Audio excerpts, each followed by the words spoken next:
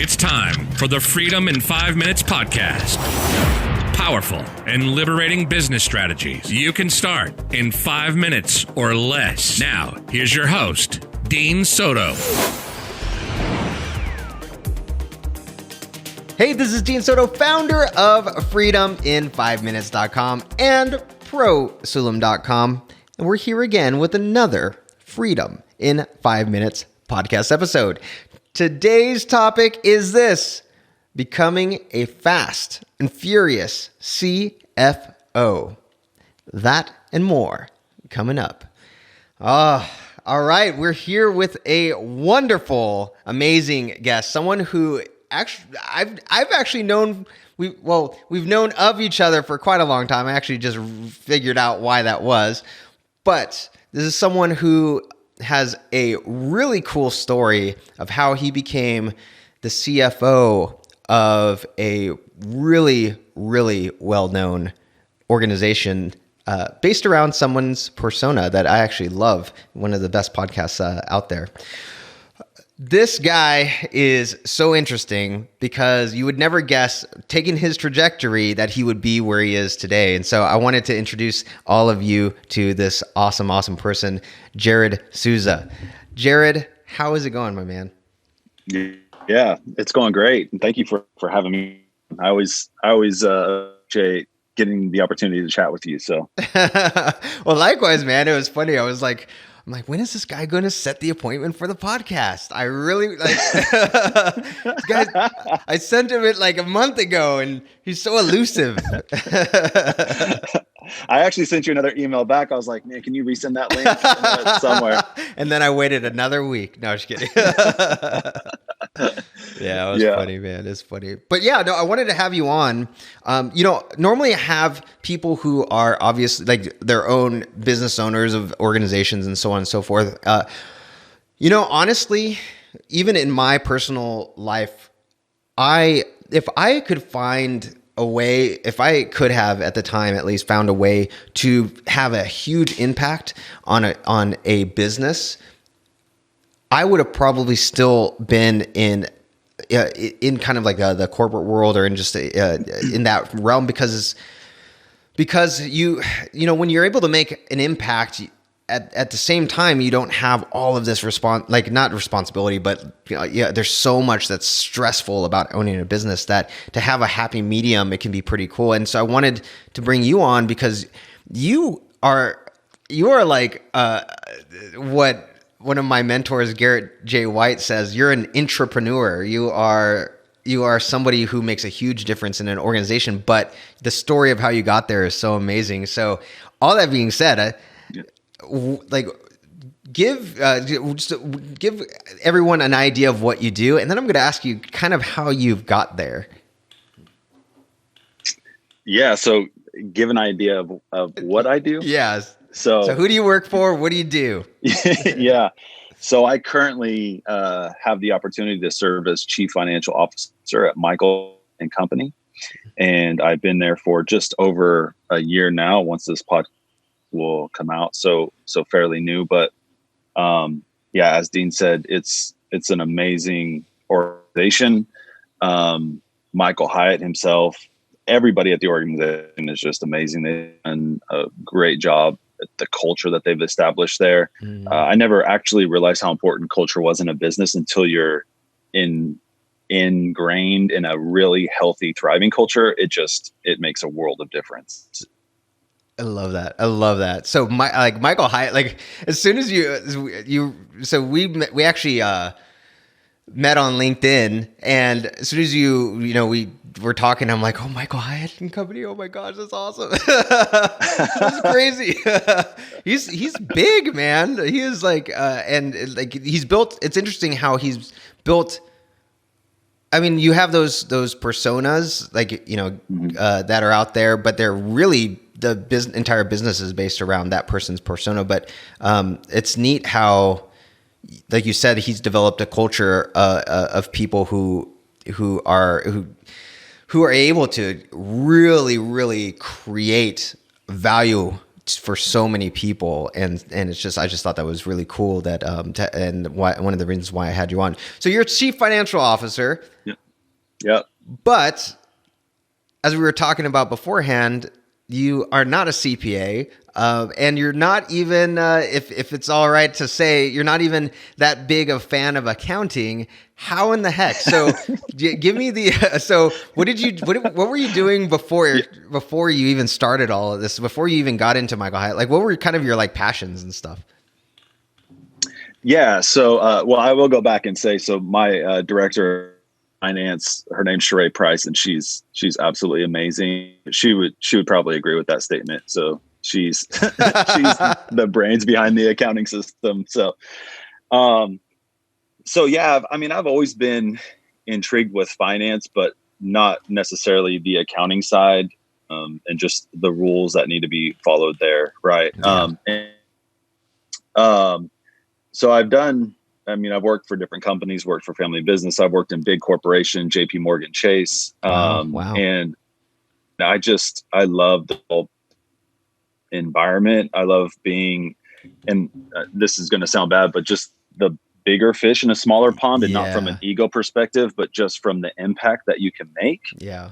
And so even when, right now I have the opportunity to serve,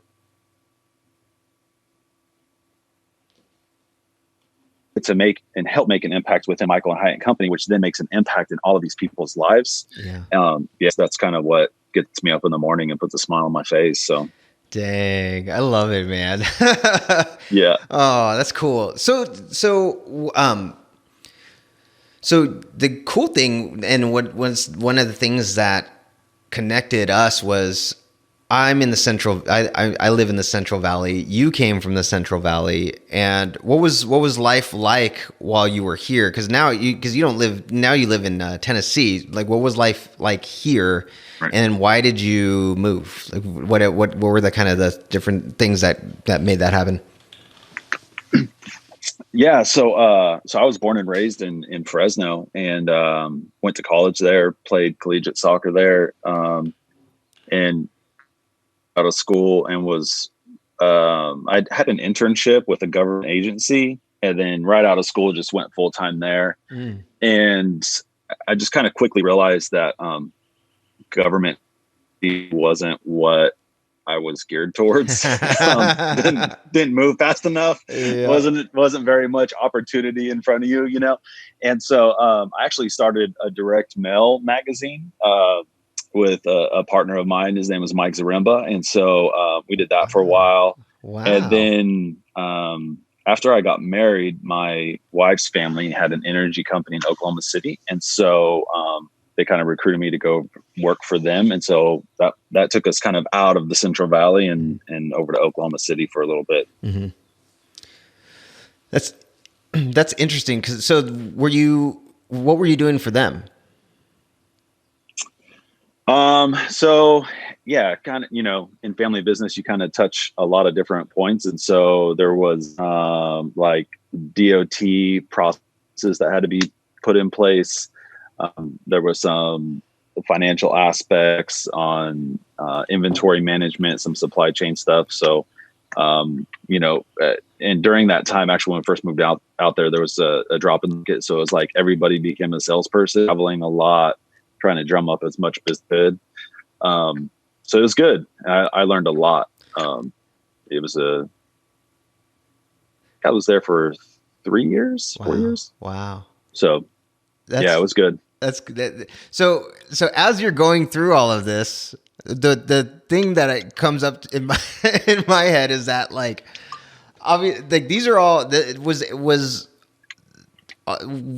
any of this stuff that you had, like when you were in school, just, you were like, yeah, I want to, this is what I want to go and do. Like, what was it, or was this stuff that, like, you're learning, obviously, stuff that you probably didn't even expect? Yeah. So, no, I don't, for the longest time, I actually didn't even know what I wanted to do. And so I just kept trying. I just studied a bunch of stuff. Even to this day, like, I love to learn. And not even like what's things in the financial realm now. I study a lot of marketing, but that's actually had a big impact on kind of the trajectory of my financial career, just because they align in small business, like they're so tied together that you need to make sure that you. And so, so like, I'll take courses on marketing, read books. So yeah, sometimes I think, man, maybe I should have been in marketing, but no, I love where I'm at. I love finance. Well, it's funny. Yeah, I'm kind of all over the board. I think finally at this age, I found out what I wanted to do when I grow up. Well, it's funny though, because like a lot of marketers, honestly, like have no clue about anything financial at all, and like that can kill. Like I've had people where where they have overspent on a variety of things, or they had staff that they had really successful marketing campaigns, but their overhead, like their margin was like 5 to 10% when all said and done, because they overhired or they overpaid on fixed costs and things like that, their offices and stuff, Yeah, so a lot of look at like, oh, I earned a ROAS of 4. Mm-hmm. This is fantastic. But like, then you look at everything else below the line and you're like, no, you're actually losing money. Yeah. You like at a 6 ROAS. So yeah. See, and that's to me is like super powerful. It's something that a lot, and because on the flip side, there's a lot of CFOs that are just strictly by the numbers. They don't understand the other side of the actual business development, marketing, and so on. And then they become, in my mind, because I deal with a lot of CFOs just in general, they actually become pretty like prohibitive of moving things in a good direction, because they look at the numbers and they're not able to forecast from a business development side, Yeah, that's so true. The last company that I was at, and I don't know if you want me to jump into this, but I'm going to go ahead, but it was an e-commerce. So I'll apologize afterward. It was an e-commerce company scaling rapidly. And so, man, it was like, I got my MBA in finance, but this was like an MBA in like statistical, like data and analytics and marketing. It was fantastic. So we had it dialed in as far as like losing money on the front end on customer acquisition, but the lifetime value and the value of them through time, like we had the data built out so we could see what they are worth 7, 14, 21 days, 90 days, all the upsells that we were selling on the back end. We actually had a daily P&L running, so we knew daily if we were profitable.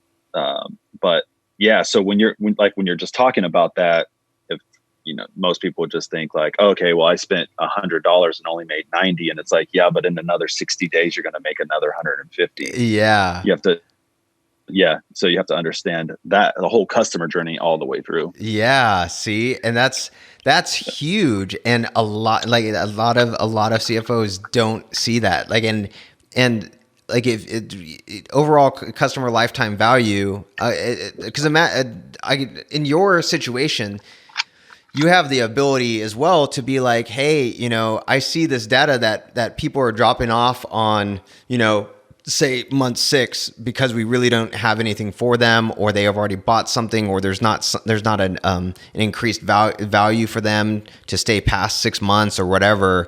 Like, we can change that. Like, and here's some, like, you can actually give solutions to that because of your marketing background, Yeah. It's and I always walk into like our chief marketing officer. She's absolutely brilliant, and she would do this, that like when I talk to her, I'm always like, okay, if I accidentally was like, just let me know. I apologize if I get into your world, but we have healthy boundaries now. I'm like, I don't go over there, do that anymore. I'm trying to get my own house in order. So yeah. Oh, that's funny. I love it. So, man, marketing's huge, man. So, it's just, what they always say too is if you can outspend your competition, you're going to make it, right? So when you're talking about customer lifetime value, if people don't know that number and how much they can actually spend on customer acquisition, you could be scaling a lot quicker. And then you got to balance cash flow and, the revenue through time and all that. But so it can get really complicated really quick, but it's stuff, man. That's like what I love to do. Oh, I love it, man. That's so cool. So you're sitting there in Oklahoma and you see an opportunity arise. One that you're like, I don't want to steal the thunder, but one where there was a really cool, like, it was almost like handed to you on a silver platter, but you're like, I don't know. So tell me how you even, got the opportunity to apply, and kind of what the whole story was joining the Michael Hyatt and company, and like what was the whole kind of thought process behind that as well. Yeah. So kind of before that happened, I was working at the e-commerce company in Oklahoma City, and there was an office there and one in just outside of DC in Northern Virginia. And so, from my position, I could work either place. And my wife, her parents and sister were out in Virginia, so we'd be closer to them. So we decided to relocate out to that office. So I was actually in Northern Virginia, the DC area for 2 years, and I had a mentor out there who's become a dear friend. His name's Dr. Mike Petty. And if you ever need any advice or consulting on strategic planning, he's the guy to go to. Wow. He's just absolutely fantastic. He has a company called Flagship Futures. So I'd encourage anybody to check him out. But yeah, he's brilliant. That is cool. And so we would eat, we'd sit down for breakfast like once every 2 weeks. And it's kind of just, he actually introduced me to, not like literally introduced me, but introduced me to Michael Hyatt, one of his books. And so reading through one of his book stuff,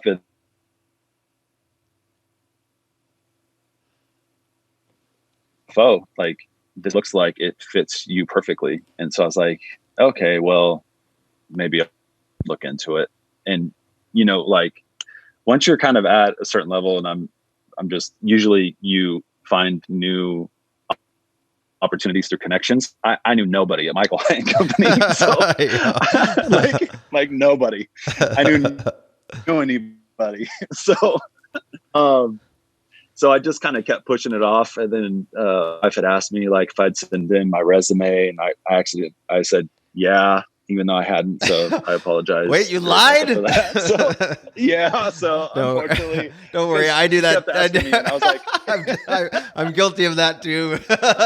Don't worry about it. I'm like, I did. I'll go do that now. It was more to protect my own pride of being lazy and not doing it. So, so just one day I just set a goal and I was like, okay, by the end of today, I'm submitting my resume. And so I literally like 10 o'clock at night that I finally just got my resume updated, submitted it.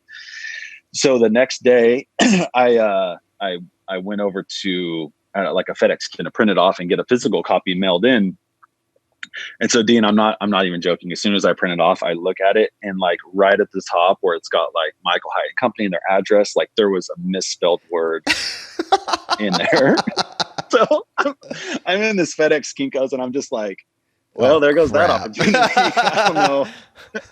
I don't know what's going to happen, but I'm just like, there's no way at a C-level position. Like there's already grammatical errors, your cover letter. I actually made the change, sent in the physical copy, went home, and I just typed up an email with the correction and just said, hey, I don't know if this takes me out of the running, but I couldn't like live with myself with this error. So I apologize for the first one, but here's like the corrected copy.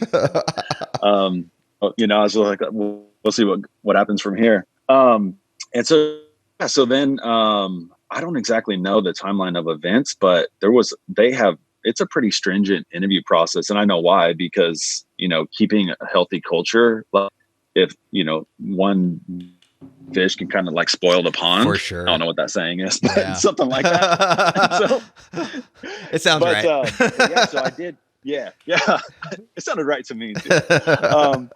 But they do like a video recording interview.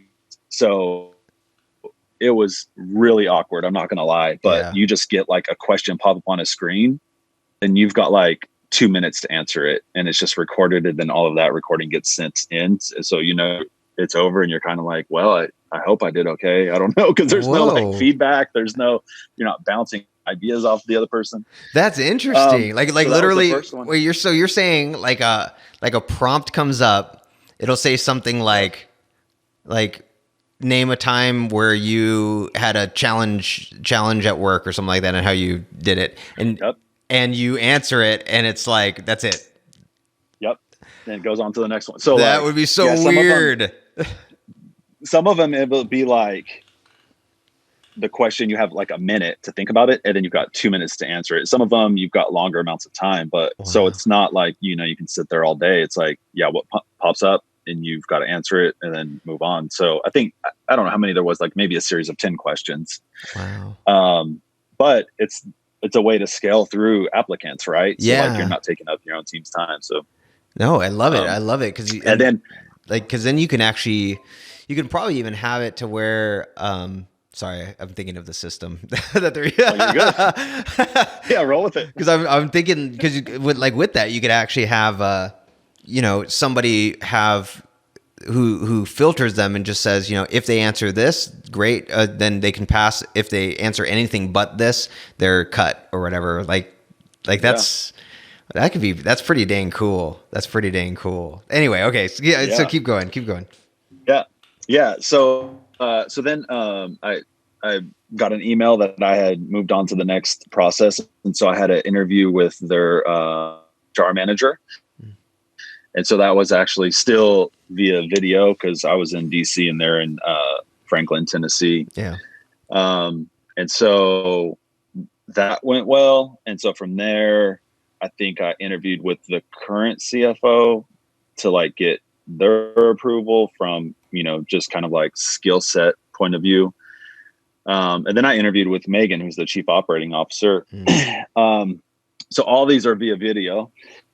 And so then it got down. I had another meeting with the HR manager, and she was like, okay, well, we're going to fly you and your wife out here. And so, and during all of this time, I started talking to another piece that, I was just in my mind going to join that company. Like I was just waiting for them to send me an offer. Just kind of weren't. They were just kind of lagging. And so that's why I just kept going down this path. That's interesting. So that was, we had just bought a house. That was like the sure shot. What was that? That was like the sure shot. You're like, over this other company over here is like, oh yeah, that's they're the ones that are gonna say yes. And this was more of just like I might as well just do this just out of boredom. Well, yeah, because I process, and then the other company, like, I mean, me and the owner were talking and just kept saying, yeah, like we want you to join. So we're just kind of putting together a formal offer. And so I was just kind of like, okay, well, I'll just keep this door open. And yeah, so, and then we had bought a house like a year earlier, and I'm not kidding, like literally like 2 months before this was happening, and we had just finished renovating it. Wow. And so the HR manager, like when she called me, she's, we want to fly you and your wife out here so that you can meet everybody and kind of in-person interviews. And so I just said, hey, in all honesty, like, I just want to be completely transparent. There's only about a 10% chance I would take this job just because of the relocation. We just moved here. We're going to lose money on our house. And, I had this other kind of company like in the background. And so, like, to her credit, she didn't just dismiss me at that point. She just said, well, just sleep on it and we'll talk tomorrow. And so that night, like, I touched base with, my mentor out there, Dr. Mike Petty, and just some other people just to seek out guidance. And they're like, if they're going to spend the money, just take a trip to Tennessee. And, like, you're being honest with them. And so we ended up doing that. So they flew Rebecca and I out there, and I actually took my 2 older kids, because if we were going to really consider this, I wanted them to be on board. My daughter was going into 7th grade. My son was going into 4th. So just transitional years. And, wow, you don't want to mess your kids up. So Yeah, make totally. Sure that they were on board. Uproot everything. Yeah.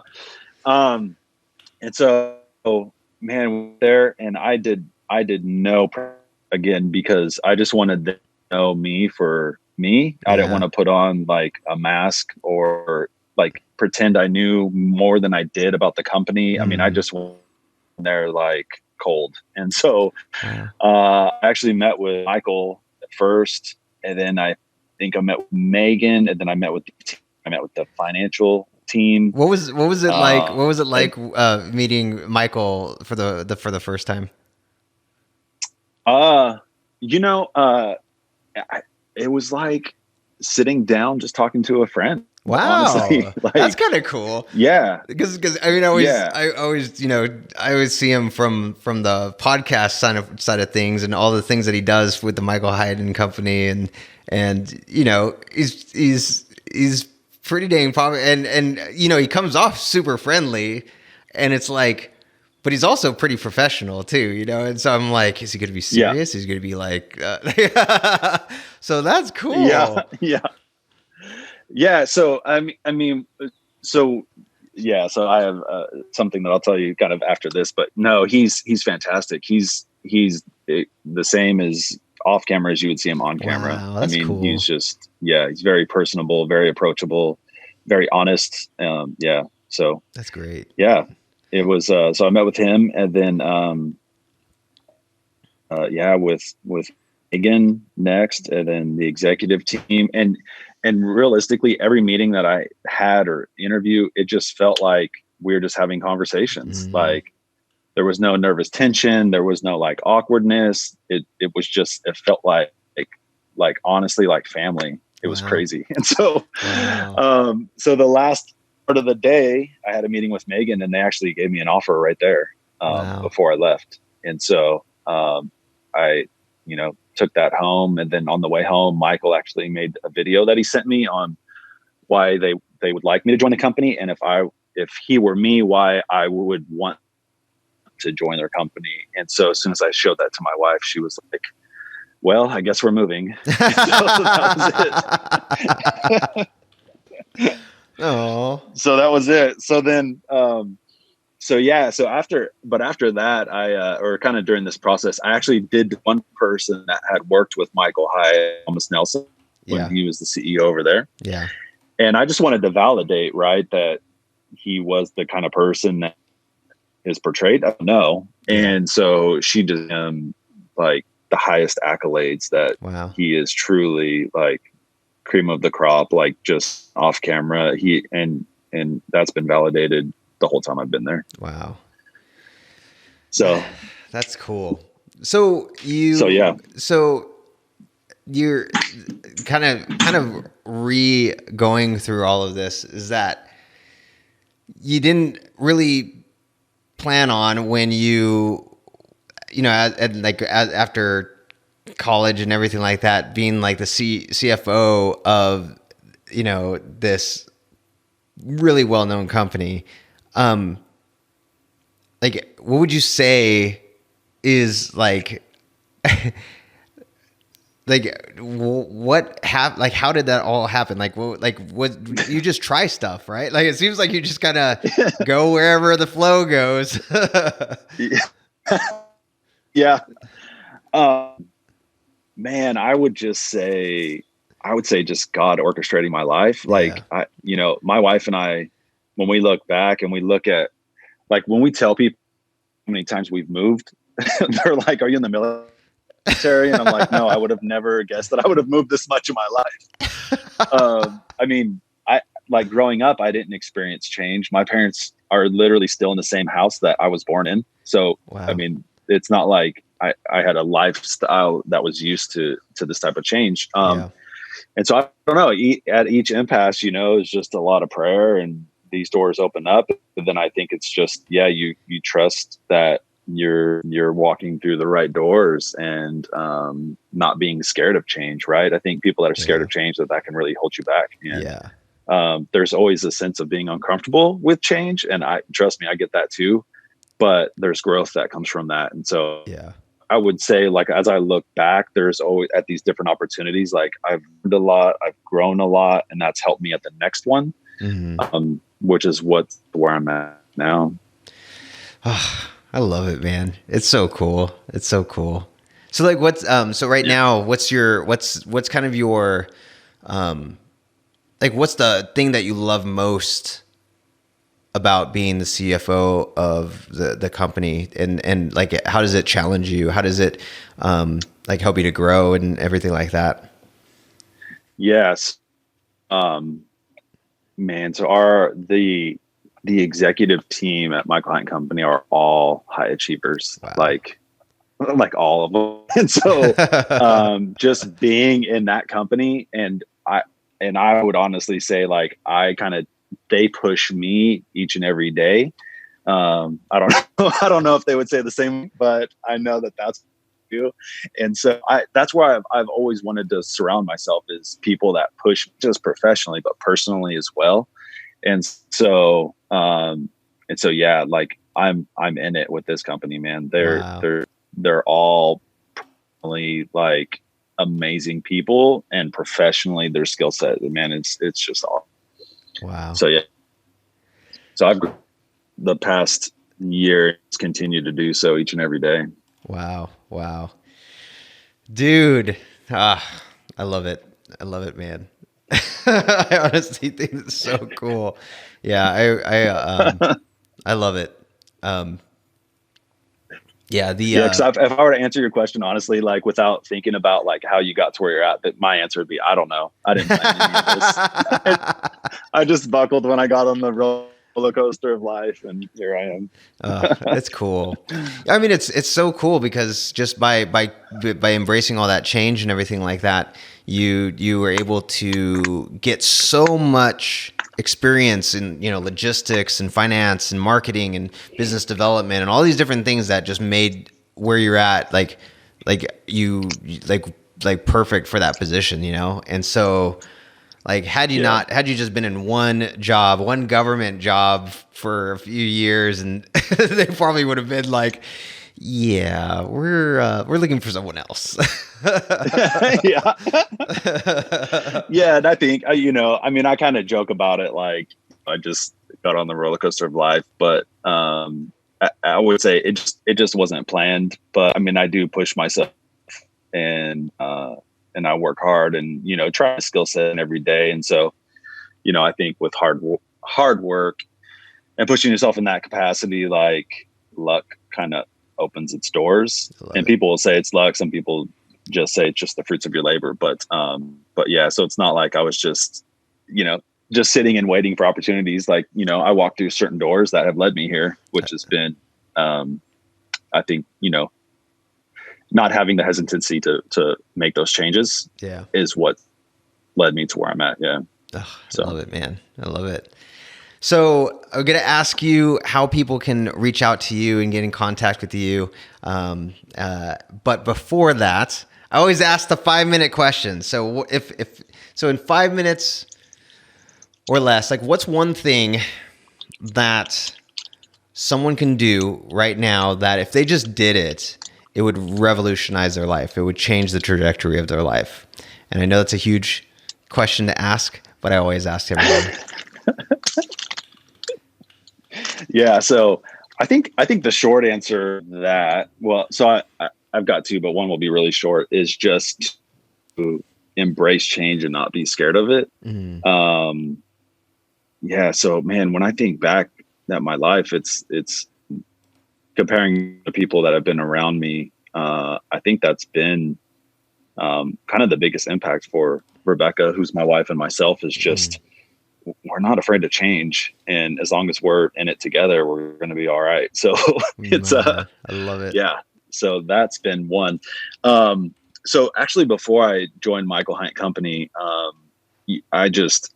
I'm not a planner by trait, so I don't like schedule out my days. And so, but Michael Hyatt has developed, and the company has developed the full focus planner, and that's the activity system. And so I have embraced that over the last year.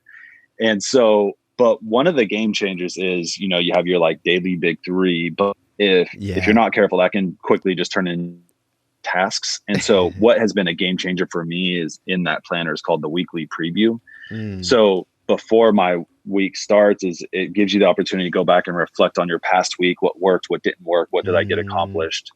And then upcoming week, you can kind of schedule that out or plan that out of what are the top tasks that I need to get accomplished this week that are aligned with my goals that I've set for this quarter this year. Oh, I love that. And so I take 10 minutes to do that, and it changes the whole trajectory of the week. Instead of putting out fires, I'm intentionally towards these goals that we've set as a company, as a department, as myself personally. And so that to me has been a game changer of just taking that time to plan and to make sure you're still on the right path of whatever goals that you've set in your life. Wow. That is cool. I've actually seen that planner come up in my ads, and I'm like, I might have to get that. Oh, that's cool. It's a good one, man. I'll send you one. Oh no, I got. You might have to delete that. So I'm always I'm of the belief of got to support what you love, and so I'm always I have no problem paying for stuff like even my jujitsu. My instructor over here, they've had to go remote and so on, and he's actually lost a lot of folks because of that. And I haven't been able to do jiu-jitsu like in person since this whole COVID thing, but I still pay it, and I'm like, I love it. He's been super awesome to me. And so I'm going to, give back in that way. I don't mind that at all. So I have to, if the biggest thing is if you believe in it, like I'm like, oh, I'll get it because it's like seeing what you've been able to do. It's awesome. So yeah. Dang, man. Yeah, so, my kids go to Krav Maga here, and so we're still paying for that as well. Yeah. See, and that's stuff. Like it's it's it sucks for them because they would when you have good instructors, when you have good people who care about you and stuff like that, like they'll give back in some, not that they have to, but they'll appreciate it a lot, and then your kids are gonna benefit from that, and either that or it just goes away, so right. That's right. But yeah.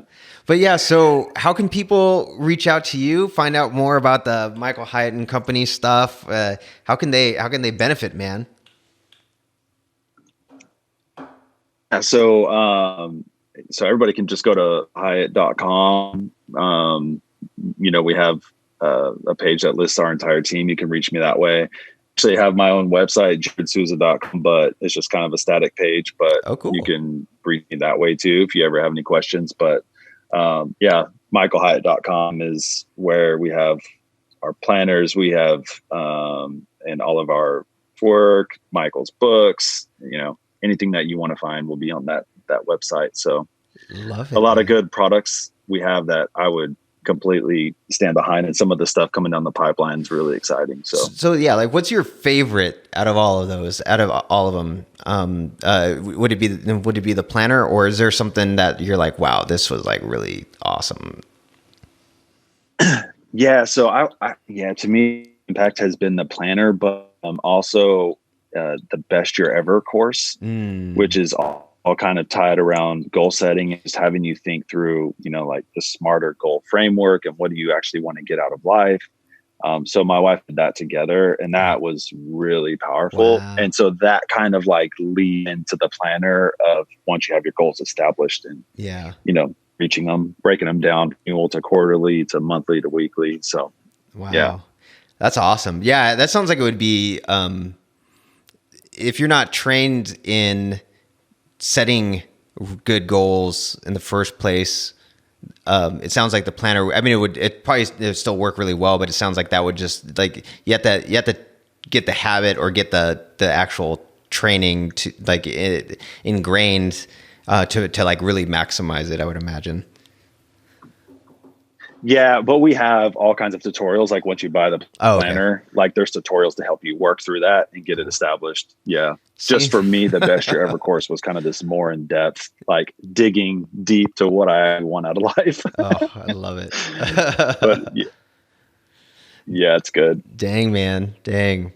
Well, awesome. It's so good having you on, come on. And I appreciate you so much. And, like your story is just so cool. And there's so many people that, you know, they get stuck in one spot and they feel like pigeonholed. I know I was one of those people for a long time, and it's just so cool seeing you take these leaps, whether you liked them or not.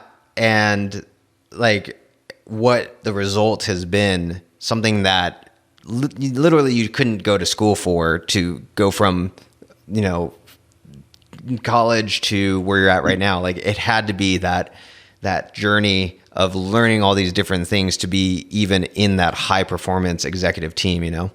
So yeah, I'd really appreciate I would even attribute, I mean, I went back and got my MBA, but I would attribute to what I learned, like literally at every one of these companies, or what I've learned from somebody at that company has been way more impactful, like hundreds of times more impactful than actual formal education, for sure. I love it, man. I love it. Well, thanks so much for being on. No, go ahead. What you were going to say? Yeah. So I'm not going to push myself, but I'll have to come on again because we have to talk about the Shaver Lake story. Oh, because so I didn't want to, connected us. Okay. And I didn't want to bring it up. I should have asked you that in the very beginning. So I didn't want to bring it up, and I'm going to leave this as a teaser for next time, because I will have you on. I'm suspecting I will have you on very pretty soon. But like that story is like crazy. So I'm glad. Because that's like I think that's what connected us the second time when I found out you like lived up by Shaver, and I was like, oh man, I have a story, life impacting story about Shaver Lake. Yep. And now I'm very hesitant to let my kids do certain things that your story is based around over in Shaver Lake. Yeah. Oh my gosh. Yeah. So we will definitely talk about that. And I purposely didn't bring it up just because I wasn't quite sure. I should have talked to you about that beforehand, but I think it'll be a good lead in and a good tease for the next time we talk. So, man. But yeah, so it's I'm an open book, man. I'll share anything. So. Cool. All right. So guys, go check out michaelhyatt.com. Get their stuff. It's awesome. He delivers so much in his podcast and even, you know, his executive team. Thanks for Jarrod being on and sharing all this stuff. Like this is super valuable stuff that you're sharing. I appreciate it so much. Also go check out JarrodSouza.com. So that's JarrodSouza.com, right? Yeah. Nice. Most people don't get my first name right. So. Well, actually, nice work. So I've been practicing, man. I've had a month to practice. So,